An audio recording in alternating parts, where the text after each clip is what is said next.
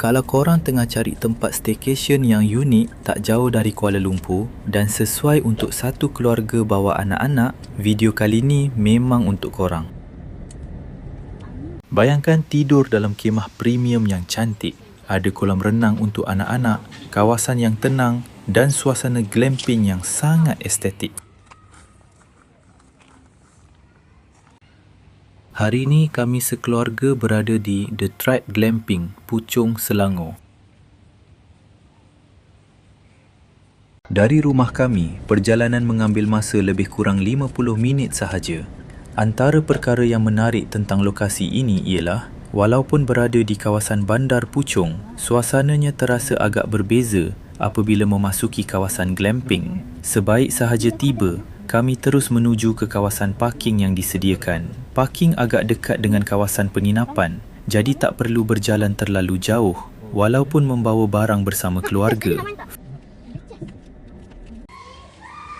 Selepas selesai urusan check-in di reception, kami terus menuju ke Premium Deluxe Tent yang akan menjadi rumah kami untuk malam ini.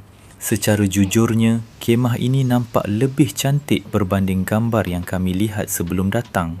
Rekaan dalaman nampak moden dan kemas. Ruang dalam kemah juga agak besar dan cukup selesa untuk keluarga kami berempat. Untuk pengalaman glamping, ia memberi keseimbangan antara suasana camping dan keselesaan penginapan moden. Anak-anak memang terus teruja apabila masuk ke dalam kemah.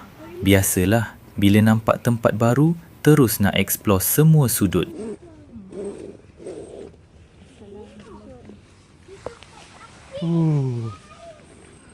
Sejuk je dalam ni. Tu ada aircon. Ada apa ni? Ada aircon. Malu pula. Bawa lah masuk beg tu Abang Idrik. Lah, bawa masuk lah. Ada yang beli. Adik juga ambil gambar dengan mami. Selepas berehat seketika, kami ambil peluang untuk berjalan-jalan melihat kawasan sekitar.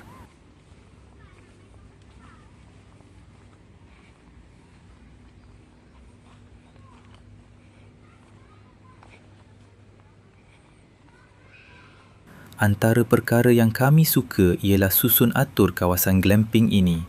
Banyak sudut yang cantik untuk bergambar. Suasana di sini juga tenang dan sesuai untuk mereka yang ingin berehat daripada kesibukan bandar.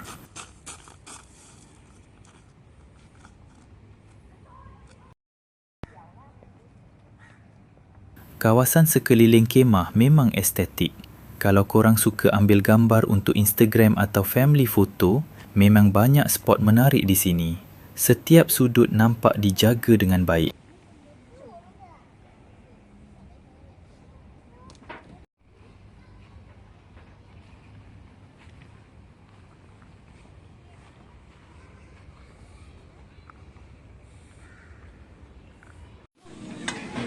Highlight utama untuk anak-anak kami semestinya kawasan kolam renang. Sejujurnya, bila nampak kolam permainan air ni, mereka terus tak sabar nak terjun. Dan seperti yang dijangka, mereka hampir tak mahu keluar dari kolam. Kolam kanak-kanak ini memang menjadi momen paling best sepanjang penginapan kami.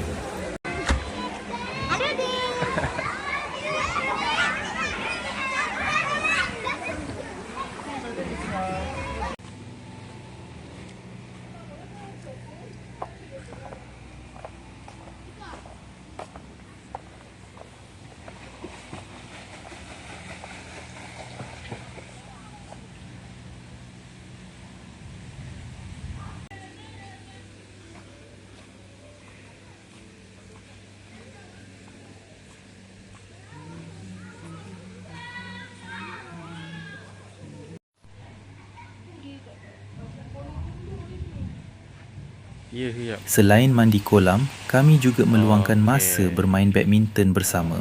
Walaupun sekadar permainan santai, inilah sebenarnya perkara yang menjadikan sesebuah percutian keluarga lebih bermakna.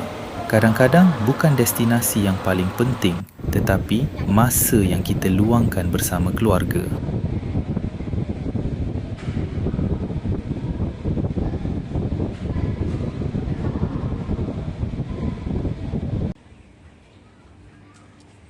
Menjelang petang, suasana di sini menjadi semakin cantik. Apabila lampu-lampu Tak apa, mula jadilah menyala, sana. seluruh kawasan glamping memberikan vibe yang sangat cozy.